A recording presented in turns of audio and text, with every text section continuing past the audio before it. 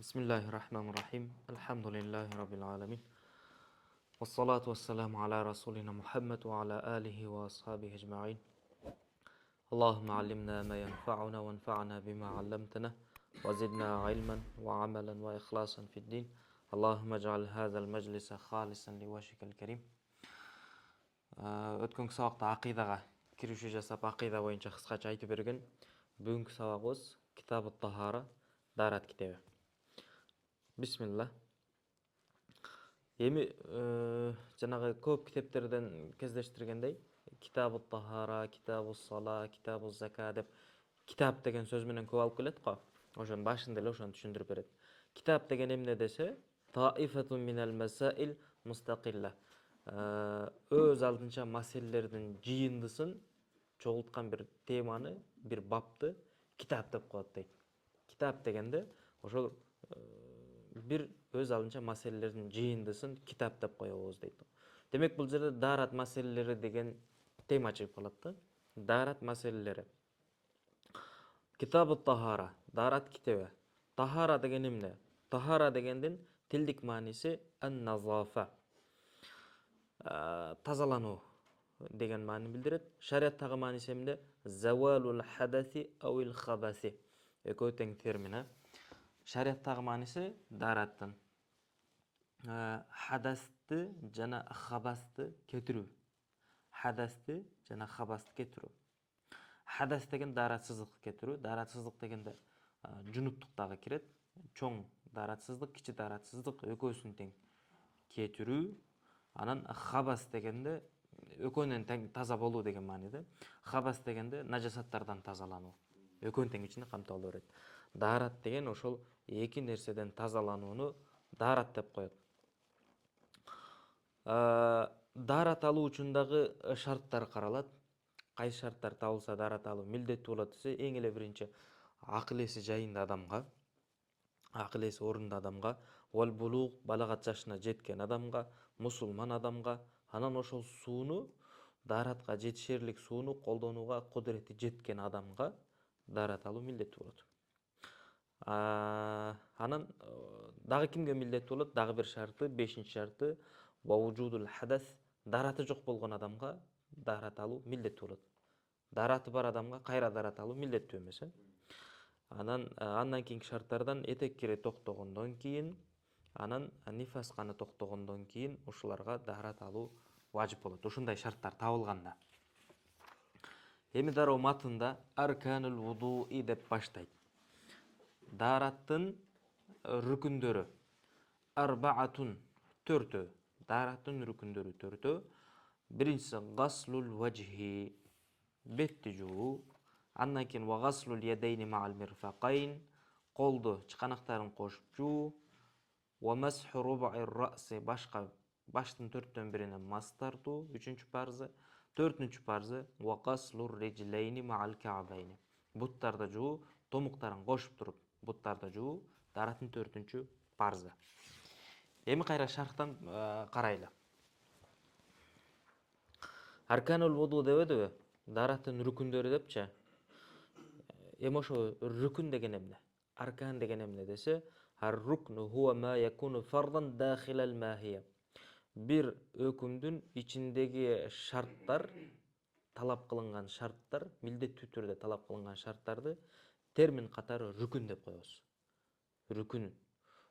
Дараттын рүкүнү дегенде ошол дараттын ичиндеги талап кылынган амалдар, иштер.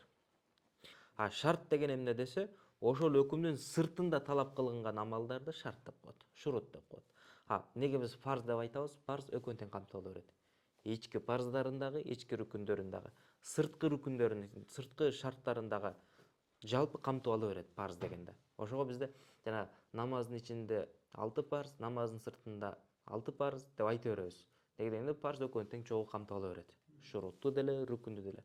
Бирок талип катары бул терминдерди билишибиз керек. Рүкүн дегенде эмне? Шарт дегенде эмне? Төртөө дебедиби? Дараттын парздары төртөө. Ошол төртөөнү каяктан алдык? Каяктан дараттын 4 парзы бар деп билдик? Аяттан, аятта айтылды, ошол төртөөсүн санап эскерткен. Майда сүрөсү 6-аят. Estağfirullah. Ya eyyuhellezine amenu iza kumtum ila salati fagsilu vujuhakum deb birinchi parzda aytadi. Namaz okuunu kalasaңар, namaz turguzууну kalasaңар, анда бетиңерди жуугула деп туруп биринчи буйрук кетип атат. Бетти жуу демек парз. Бет дегенде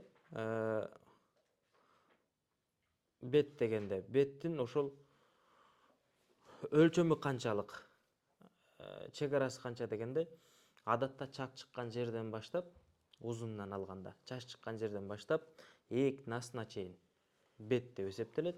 Адамдын жүзү деп туурасынан алганда, кулактардын жумшагына чейин ошол аралык толук бет, ошол бетти жууш керек. Бетти жууганда негизи беттин чек арасы муажахадан алынат. Жүздөнүүдөн. Бири-бирин карашканда кайсы жерлер көрүнөт дегенде, ошол көрүнгөн жерлер бүт баары бет деп эсептейбиз дагы. Адатта ошо чач чыккан жерден ээк насына чейин, анан кулактардын ортосундагы аралык көрүнөт экен дейт дагы, ошол важх деп алышат. Ошол бет деп алышат. Бирок ошол жүздөшүүдө көздү деле көрүп атпайбызбы? Көз деле беттин ичинде болуп атат. Көздүн деле ичин жууйбузбу десе, жок, көздүн ичин суу жеткизип жуубайбыз. Кыйынчылык бар, оорчулук бар, зыян жетип калышы мүмкүн көзгө.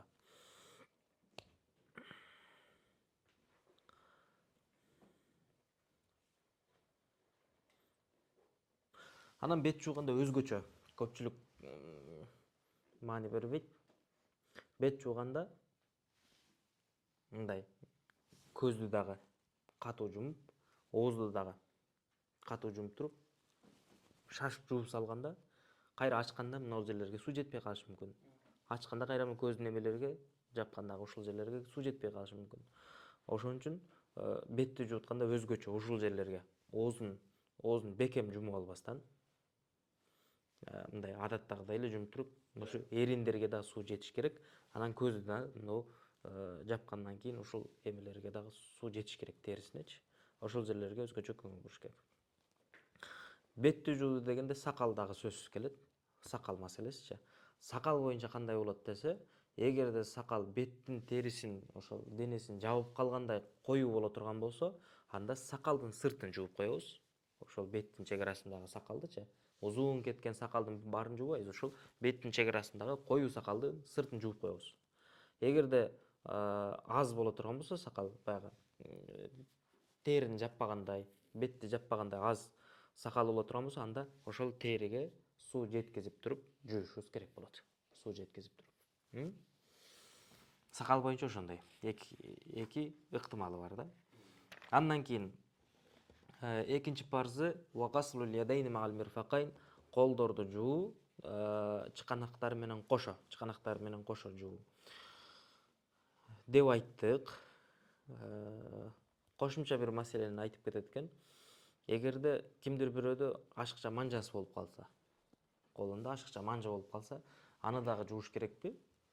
Же эки колу болуп калса, үч колу болуп калса, кыскасы ошол чыканактан ич жагын жуу милдеттүү болуп атпайбы бизге? Ошол чек аранын ичинде бир кошумча бир мүчө чыга турган болсо, ошону да кошо жуу милдеттүү болуп калат. Нонун ичин жуу парз беле, ошол парз болгон чек аранын ичинде чыккан болсо, пайда болгон болсо, аны дагы жуу парз болуп калат. Ва масху руб'ир ра'си. Үчүнчү парзы дараттын баштын 4/1 мас тартуу. Баштын 4/1 бөлүгүнө мас тартуу үчүнчү парзы.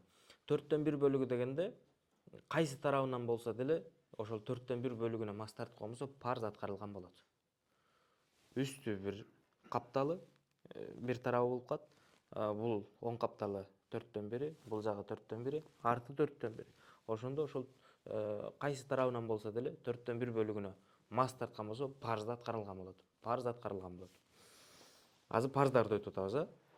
Анан дагы ушул парздын эмесинде, маселелеринен бизде даарат дурус болуш үчүн суу толук жетиш керек.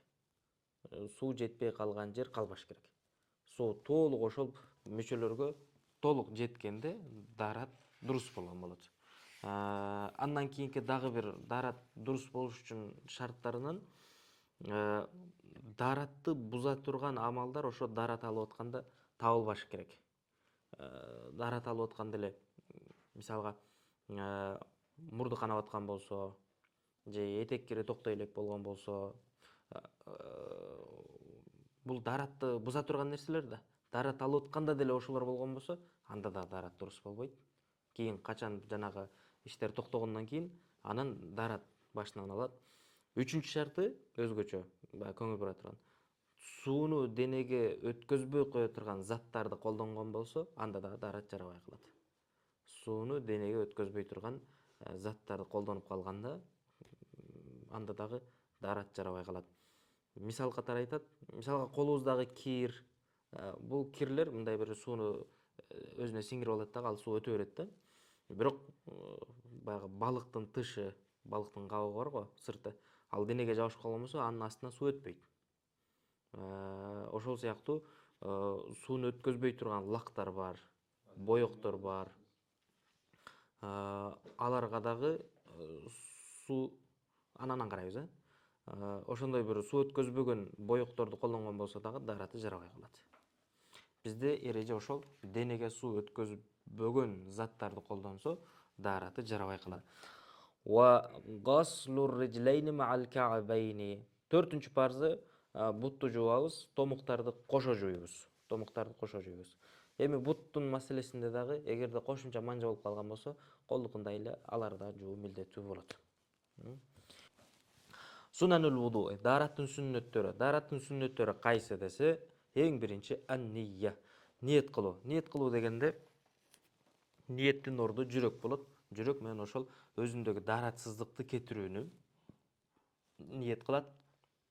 Же болбосо намаз окууну ниет кылат, же болбосо бир ибадатты аткарууну ниет кылат. Даратсыз аткарылбай турган бир ибадатты аткарууну ниет кылат. Ошол ниети дурус болгон болот. Түшүнүктүбү? Ва тасмияту. Экинчи сүннөтү тасмия. Даратты баштаганда Аллахтын ысмы менен Бисмиллахир-рахманир-рахим деп баштоо дараттын сүннөттөрүнөн. Истинжага чейин дагы айтылат, истинжадан кийин дагы айтылат.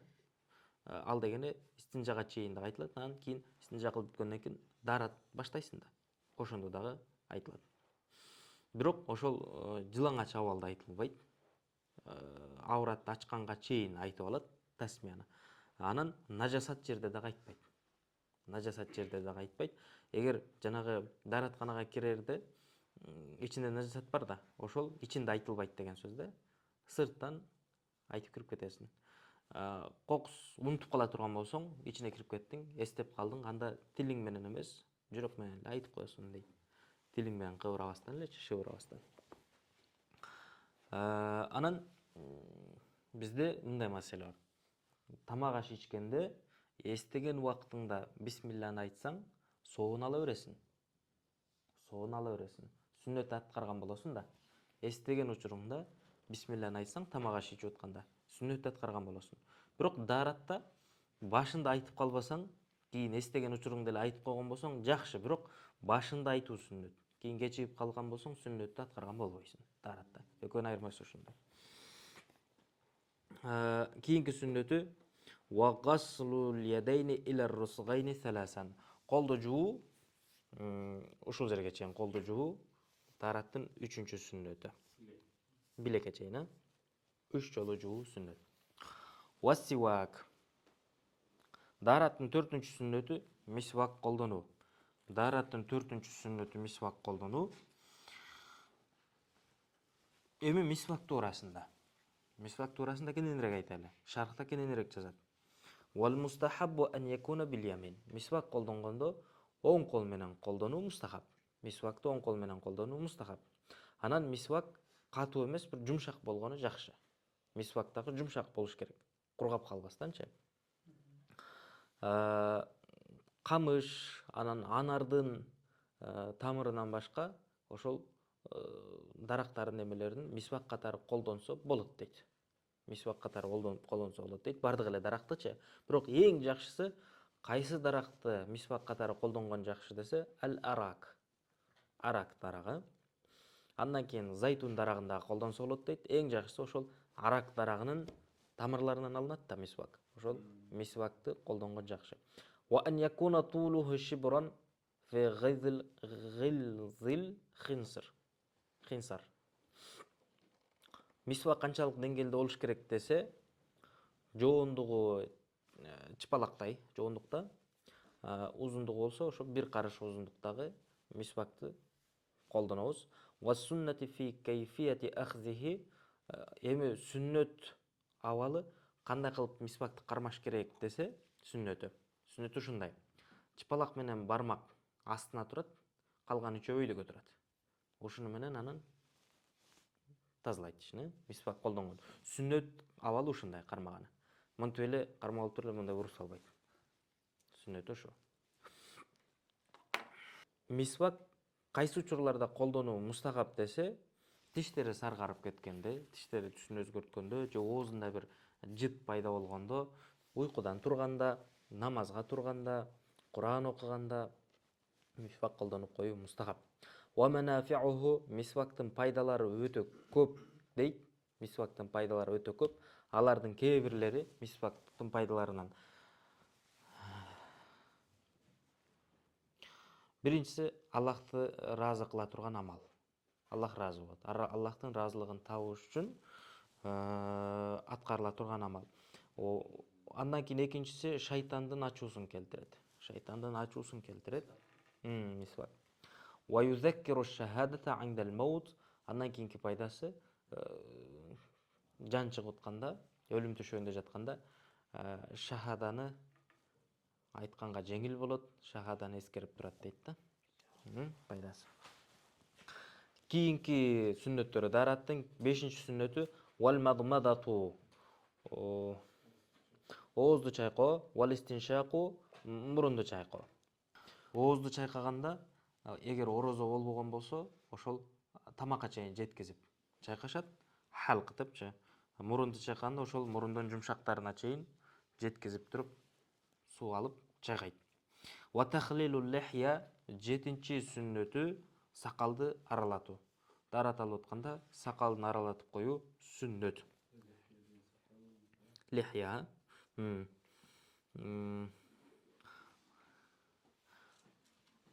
وهو أن يدخل أصابع يده في خلال لحيته من الأسفل إلى الأعلى. Ошол манжаларны моюн тараптан сакалдын астынан алып туруп өйдөгө аралатат, өйдөгө. Wal asabi'i, атыф кылып эле айтты. Wa tahlilul lihyati wal asabi'i. Сакалды аралатуу, анан манжаларды аралатуу. Манжаларды аралатуу 8-чи сүннөтү. Колдун деле, буттун деле манжаларын аралатуу сүннөт. Колду манжаларын аралатканда бири-бирине ушундай аралатабыз. Буттун манжаларын аралатты дегенде, сол колдун чыпалагы менен оң буттун чыпалагынан баштап туруп ар бирини аралатып чыгабыз. Жок, 9-чу. 9-чу сүннөтү wa tathlisul ghasli li a'dha'il wudu'il maghsula. Даратта жуулчу мүчөлөрү бар да. Ошо жуулат деген мүчөлөрдүн ар бирин 3 жолудан жуу өзү сүннөт. Жуула турган мүчөлөрдү 3 жолудан жуу өзү сүннөт. Болгону бул жерде эмнеге айтты? Масыхты 3 жолу кылбайбыз да. Масыхты бир жолу эле кылабыз. Аны дагы 3 жолу кылып отурмуз, анда дагы масых дагы болбой эле, ал гасыл болуп калат. Жууду деген сүрөттө алып калат. Wa mashu kulli ra'si, баш, жана айтканбыз да, дараттын парыздары дегенде баштын 4/1 бөлүгүнө мас тартуу парыз болчу. Эми башка толук мас тартуу сүннөт. Башка толук мас тартуу сүннөт болот. Wa sunnatu an yabda'a bi muqaddamihi. Сүннөтү ошол алды тарабынан баштайбыз. Баарыбыз эле аткарып жүргөн, ушинтип туруп алды тарабынан баштап бүтүрөбүз го. Толук мас тартканыбыз сүннөттү дагы, парызды дагы чогуу аткарган болобуз. 11-чи сүннөтү wa mashu kullil uznayni. Wal uznayni деп атат да. Башка мас тартуу, анан кулактарга мас тартуу. Кулактарды эле биз ошол парызды аткарып атканда парыз дагы бар, биз мас тартып аткандачы. Парызы дагы бар, сүннөтү дагы бар, Анын узунайын экинчи сүннөтү дагы бар. Анан дагы кайсы бар? Моюнга мас тартуу. Мустахабы дагы бар. Бүт бардыгын бир аткарып, ошондой көңгөнбүз да. Бир аткарып чыгып атабыз.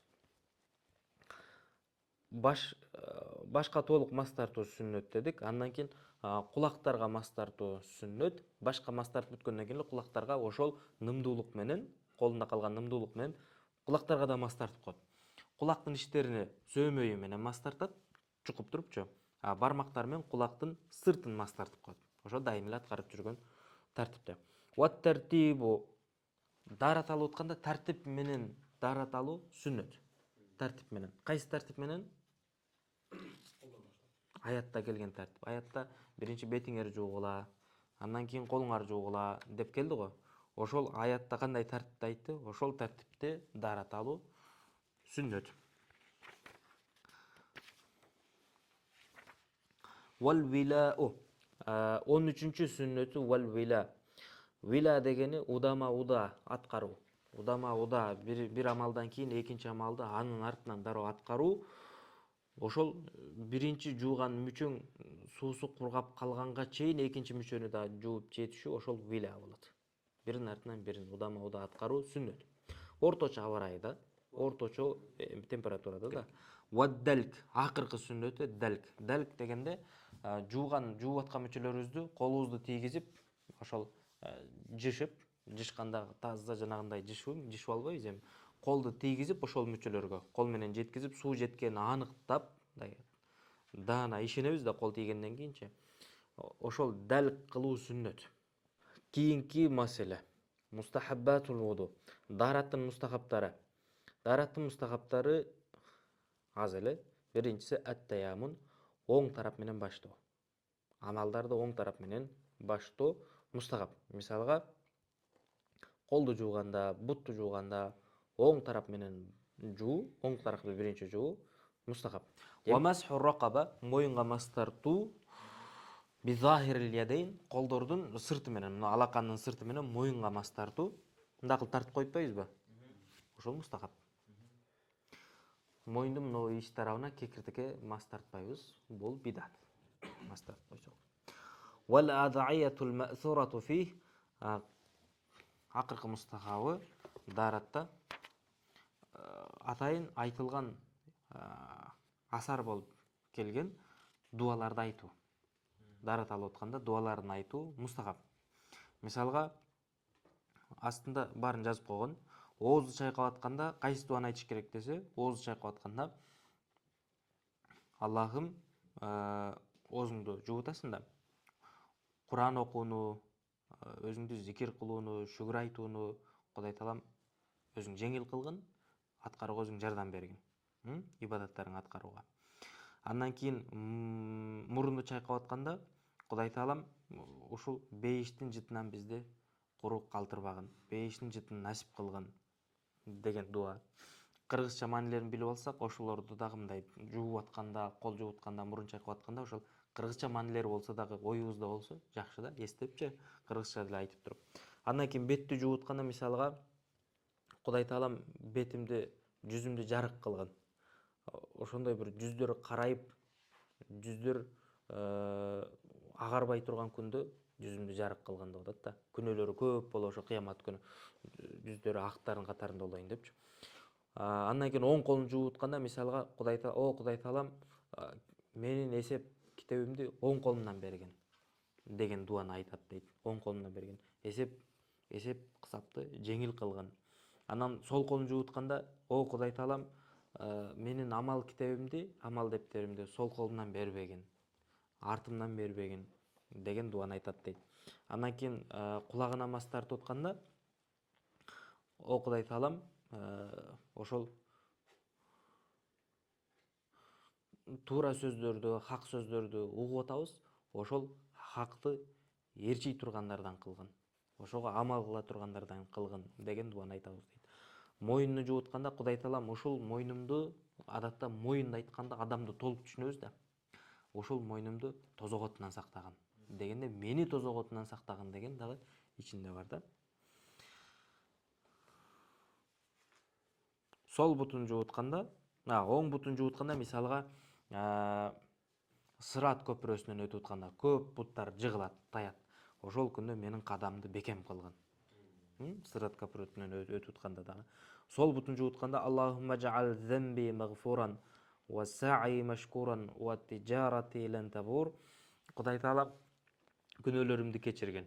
Анан тижараты соодамды банкрот кылбаган.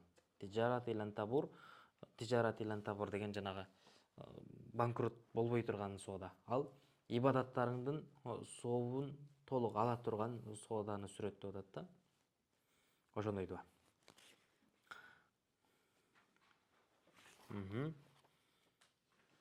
Ушулар экен, ушулар экен.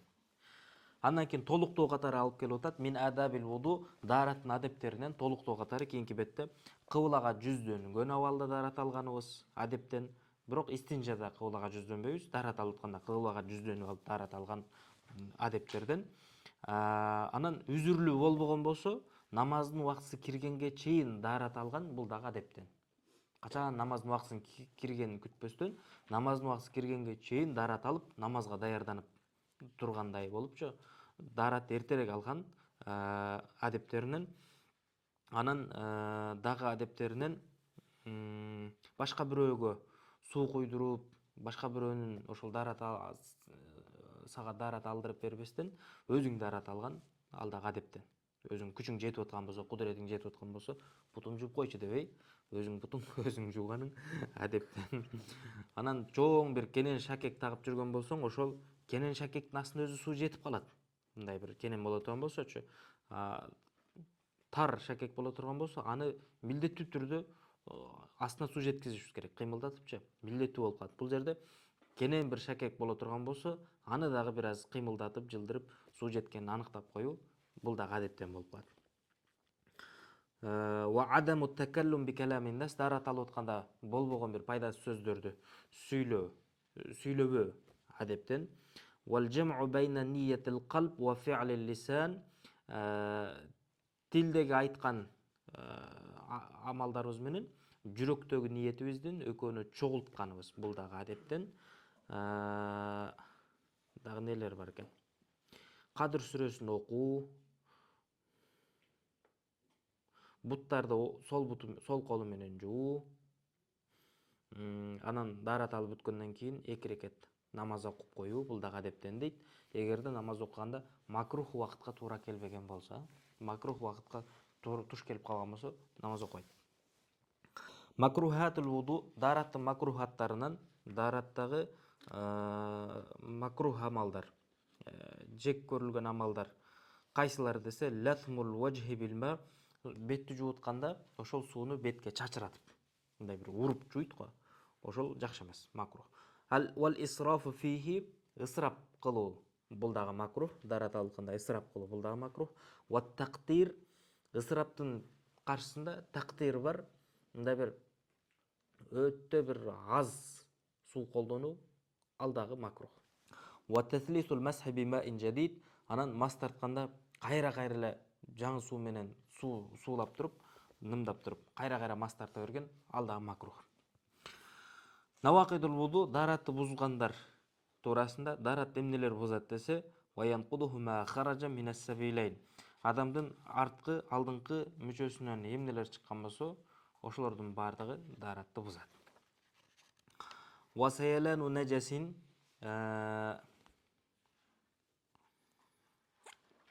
мин гайрихима, адамдын арткы жана алдыңкы жолдон башка жерден, денесинен бир нажас чыгып, ал саялан боло турган болсо, ага турган болсо, мындай бир ага турган деңгээлде чыга турган болсо, анда дагы даарат бузулат, даарат сынат. Мисалга, кан чыгат, ириң чыгат, бул ошол адамдын башка бир денесинен чыгып атат да, дененин башка жерлеринен чыгып атат. Анда дагы даарат сынат. Даарат сынат. Саялан деген жанагындай да, тазалоосу милдеттүү боло тургандай орунга чыга турган болсо, мисалга, тырмактын астына кан чыгат да уюп калат. Бирок аны тазалоо милдеттүү эмес. Тазалай албайсың да, тырмакты ачып туруп ичин тазалап койбойсуң да. Көздүн ичине кан уйуйт, кан чогулат. теринин ичинде канча болуп калган болсо, аны тазалоо милдеттүү эмес. Алар ошол саялан деген сүрөт табылган жок ал жердечи, акты дегенчи. Бул учурда даарат сынбайт. Саялан деген түшүндүңөрбү? Анан дагы башка бир сүрөттү саяландын өлчөмү канча болуш керек, ошо акты деген өлчөмдө канча болуш керек десе, жара болот. Мисалга бир ийне сайылды дейли. Ийне сайылгандан кийин ошол орундан чыгып туруп, ордунан бир аз мындай бир жылып ага тургандай болуп чыга турган болсо, ошол саялан деп аталат дейт да. Мисалга бир аз эле бир ийненин учундай болуп чыгып туруп, эч жака жайылбастан эле ордунда катып кала турган болсо, анда даарат сынбайт. Анан мындай бир катуу бир кырылганда дагы кызарып калат орду. Бирок ал жерден эч кандай акпайт дагы, кан жайылбайт дагы, жөн эле кызарып калат. Анда дагы даарат сынбайт. Кийинкиси. Wal qay'u mala al-fama. Ооз толо куса турган болсо, ооз толо чыккан кусунду дагы дааратты сындырат. Ооз толо кусту деп качан айтабыз? Мындай бир аны токтотуп калуу өтө бир кыйынчылык менен боло турган болсо, ошол ооз толо кусту деп айтылат. Ооз толо кусту деп айтылат. Ошол учурда даарат сынат.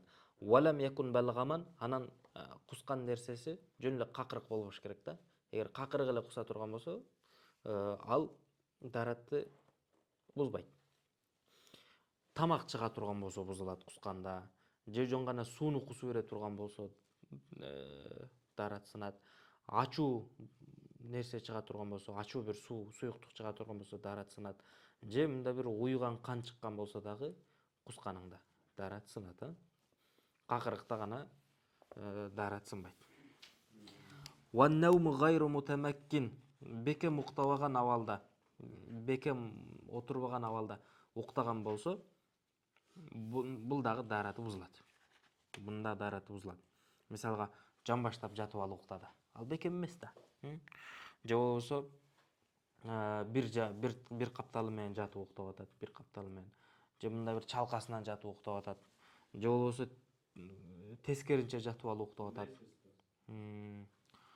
Бул жанагы бир нерсеге жөлөнүп уктаган болсо, ошол нерсени алып койсоң кулап кете тургандай деңгээлде уктап атса, анда даарат сынат деген эмеге түшөт да. Мында бир нерсеге жөлөндүң, таяндың, ошону алып койсо эле кулап кетесиң. А кулабасаң, анда сен бекем уктап аткан болосуң да. Кийинки дааратты бузгандар карагыла. Кийинки даарат бузгандар эрежеси мындай. Адам акылын жоготконго түшөт бардыгычы. Акыл жоготконго түшөт. Биринчиси, 5-чи дааратты бузган нерсени айтпат. Эми акылын жоготкондордун биринчиси да. Ва игма эстен таңуусу. Бул акылын жоготот. Эстен танганда ал акыл иштебейт. Даараты сындыбы, сынбадыбы билбейт. Даарат сынган сынбаганын, жел чыккан чыкпаган акыл эметет да, айырмалайт. Ошо акылын жоготуп койду. Билбейт. Өзүн жоготкон болсо, эстен танган болсо даарат сынат. Ва жунун мас болгон болсо, бул дагы акылы кетет. Мунун дагы даараты сынат. Мастык дегенде, жок, жунун жинди да. Жинди жинди ал. Жинди болуп калса, жинди болгондо дагы эстен танат, мындай акылдан таят, акылы кетет. Акылы мындай бир акылына оорусу үстөм келип калгандыгы үчүн бул дагы даарат сынган, башкасын билбей калат. Жинди болуп калса дагы даарат сынат. Ва сукрун мас болуп кала турган болсо, мында дагы даарат сынат. Мас болгонунун деңгээли канча? Басканда түз баса албай калат, кыйшык басып калат, өзүнү бир башкара албай калат. Ошондой абалда даарат сынат дейт. Кийинки дааратты буза турган нерсе вакахкахату мусаллин. Намаз окуп аткан адам каткырып күлө турган болсо, даарат сынат. Кахкахату мусаллин анан балигин деген шартты кошту да. Балагат жашына жеткен намаз окуп аткан адам каткырып күлө турган болсо, даараты сынат. Күлкү 3 түрдүү болот. Кахкаха, дахк, анан ибтисам. Кахкаха дегени ал күлгөнүң жаныңдагы шеригиңе угула тургандай деңгээлде күлгөнүңдү кахкаха деп коет. Ал учурда намаз дагы бузулат, даарат дагы сынат. Намазда күлүп атат да. Экинчиси дахк деп коет. Өзүң билесиң, өзүң угасың, бирок жаныңдагылар укпай турган деңгээлде күлө турган болсоң, аны дахк деп коет. Анда не болот? Намаз бузулат, даарат сынбайт, кайрадан намазга киришип кетесиң. Бул намаздын ичинде күлүп атат да, сыртында күлсө даарат да сынбайт. Үчүнчүсү ибтисам, жылмайып коет. Бул макрух болуп калат намазда. Даараттагы намаз дагы бузулбайт, бирок макрух болуп калат. Хушухусуну жоготкондугу үчүн. Эми мына жерде карагыла. Балагат жашына жеткен намаз окуп аткан адам каткырып күлсө деди да. Балагат жашына жеткен дегенден жакшы маселелер бар, карагыла. Балагат жашына жетпеген болсо, намазда каткырып күлсө, анын даараты сынбайт. Жаш балдар дагы даарат алып келет. Намазда туруп көп күлүшөт. Күлө турган болсо, даараты сынбайт. Каткырып күлө турган болсо дагы. Бири-бирин шылдыңдап каткырып. Бул маселе кейін келип калышы мүмкүн. Мечиттерде жаш балдар жаман күлөт, билип койгула. Фақахқахатус саби фи салатихи ла танқуду. Сабыйдын балагат жашына жетпеген намазында каткырып күлө турган болсо, анын дааратын сындырбайт ал күлкүсүчү. Валакин тубтилуха. Бирок намазын бузат. Ошо жаш балдарга үйрөтүп коюш керек. Күлдүңбү, кайра намазга кошул. Намазга кир. Ошону балдарга үйрөтүш керек да. Намаз бузуп туруп кайра Аллах кылышат да. Намаздан чыгып кетти. Кайрадан намазга кирет. Эми бизде мындай бир элес калбаш керек да. Жаш бала демек балагат жашына жеткен эмес, бүт эле дааратты буза турган амалдарда ушундай боло берет, кечиримдүү боло берет дебеш керек. Ушул каткырып күлгөндө гана балагатка толгондор сыяктуу каралбай жатат. Калган дааратты буза турган нерселердин бүт барында балагат жашына толгондорду карадык го. Ошондой эле каралат. Ал дегени бүт бузулат. Күлкүдө гана ушундай. Жаш балдар каткырып намазда күлсө, даараты бузулбайт, намаз бузулат, бирок калган амалдарда балагатка жеткен адам кандай учурда, кайсы учурда даараты сынат, ошондой эле жаш балдардын да даараты сына берет. Жел чыгарса, кан чыкса, кусса, оозду толтурупчу, бүт барында даараты сынат, кайрадан даарат жаңылыш керек. Анан кандай намаздын ичинде болуш керек десе, толук намаздардын ичинде каткырып күлө турган болсо, мисалга жаназа намазы камил намаз деп каралбайт. Рүкү саждалары жок. Сажда тилава бул дагы толук бир намаз деп каралбайт. Рүкүсү жок, кээ бир амалдары жок да. Бул учурда каткырып күлө турган болсо, даарат сынбайт. Бал тубтилухума, бирок намаздар бузулабы? Намаздар бузулат дейт. Жаназа намазы, тилават саждасы бузулат, кайрадан аткарыш керек. Акыркысы дааратты буза турган амалдардын акыркысы мубашаратун фахишатун дегени бул аял менен эркек ошол жылаңач абалда бири-бири менен ойноосу же мамиле кылуусу жыныстык мамилеге барганга чейин дааратты бузат. Кийинки тема фурудул гусли, гусулдун парыздары. Ушуну окуганда айырмалагыла. Фурудул гусли, фурудул гасли. Кайсынысы туура? Гу кылсаңар туура. Гусул дегенде термин катары. Гасл дегенде ал жуу болуп калат. Гусулдун парыздары. Ва фурудул гусли гаслул фам. Биринчиси оозду чайкоо. Оозду чайкоо гусулдун парыздарынан. Сөзсүз түрдө ооз чайкалыш керек. Вал анф, мурунду чайкоо. Мурунду чайкоо бул дагы гусулдун парыздарынан. Сөзсүз түрдө мурун чайкалыш керек. Үчүнчү парзы, үчүнчү рүкүнү. Денеге толук суу жеткизиш керек. Денеге толук суу жеткизиш керек. Bir жолу жууш парыз, 3 жолу жууш сүннөт деп коебузбу? 3 жолу жууш парыз деп коебуз. Бир жолу суу жеткизүү парз. Бир жолу суу жетиш керек. Ва кафа баллу асли дафирати имраатин. Эгерде жунуп болгонго чейин аял чачы өрүлгөн болсо, аял чачын өрүп алган болсо, кийин гусул алып атканда ошол өрүлгөн чачтын астына суу жеткизип койсо, нымдуулук жеткизип койгон болсо, жарайт. Чачын жайбастан, чачын жуубастан ошол өрүлгөн чачтын астына нымдуулук жеткизип койсо, колун нымдап туруп эле ошол чачтын астыга башка тийгизип териге жеткизип койгон болсо, нымдуулук жеткен болсо жарайт. Чачты чечпестен элечи, жайбастан. Эгерде нымдуулук жетпеген болсо, билген болсо, кийин чачын жайып туруп, чачын толук жуйт. Андан кийин эркектер дагы азыр эми андай болбой калды окшойт. Сүннөткө отургузулбаган эркектер да мурда көп болгон. Гусул алып атканда ошол ооздун ичин жуу кандай парз болгон болсо, сүннөткө отургузулбаган адам ошол мүчөсүнүн ичин дагы ачып жуу ошондой эле парз болуп калат. Ал дагы сырткы дененин өкүмүн алат. Азыр эми сүннөткө бардыгы эле отургузулуп калды окшойт. Мурда болгон да.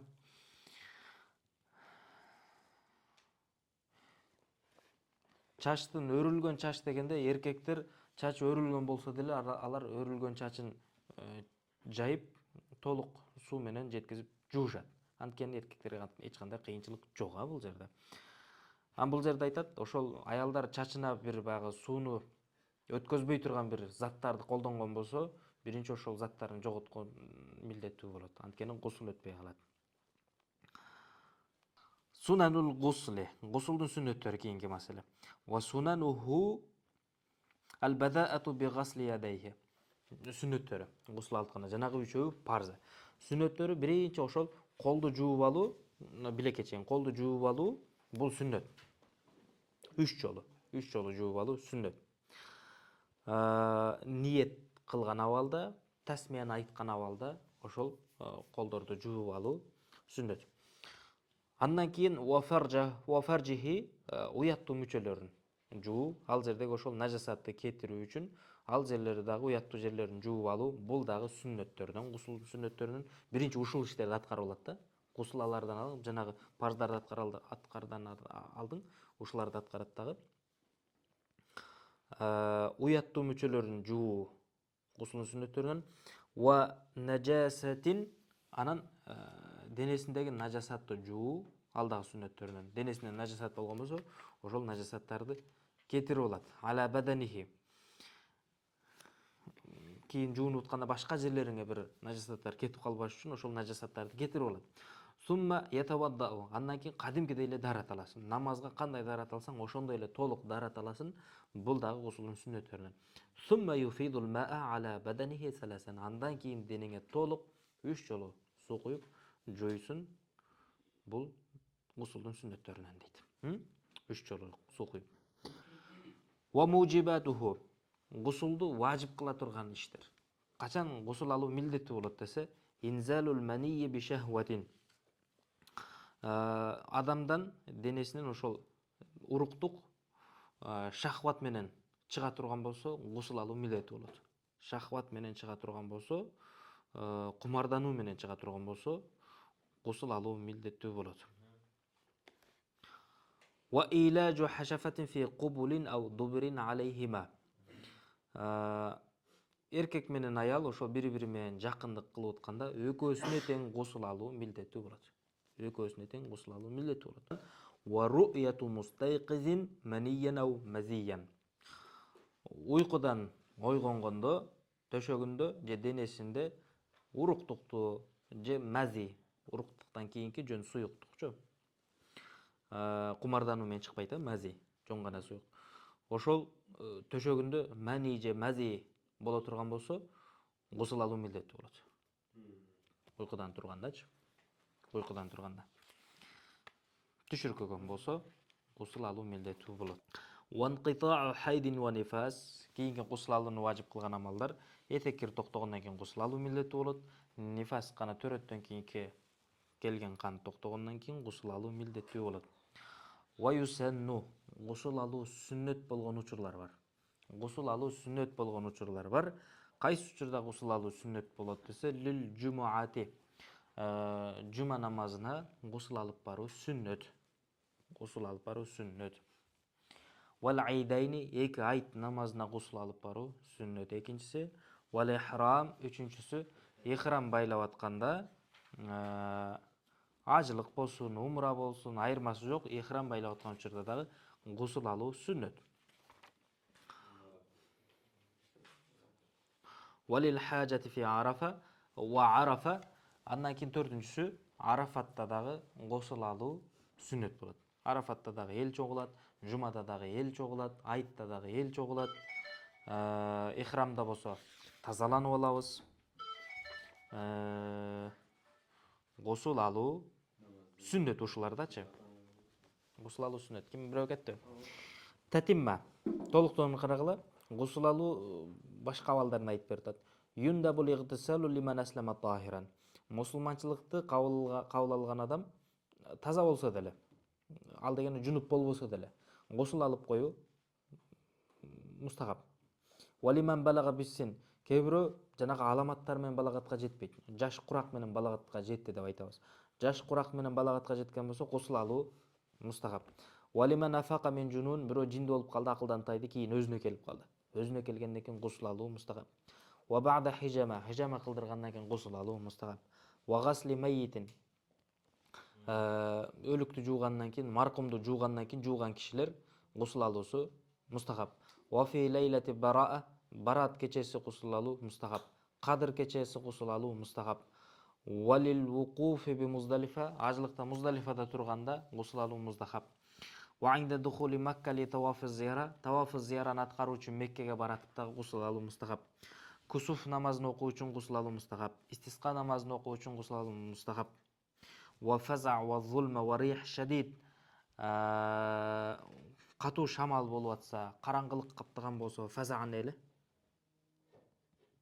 Ошону караш керек экен, карабай калыптым. Караңгылык каптаганда, катуу шамал жүргөндө госул алуу мустахаб. Ва каза ли духулил Мадина, Мединага баратканда дагы госул алуу мустахаб. Валиман лабиса саубан жадидан, жаңы кийим сатып келип тортойдон ай жигит госул алып туруп ошону кийгени мустахаб. Вали таибин мин заб, хазретке кол беремин, тооба кылдым деп госул алуу мустахаб.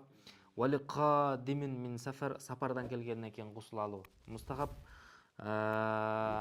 Оору себептүү келип жүргөн кандар бар. Оорулуу, үзүрлүү болупчу, ошо үзүрү токтогондон кийин да госул алуу мустахаб деп сабак бүттү. Аллаху а'ламу бис-саваб.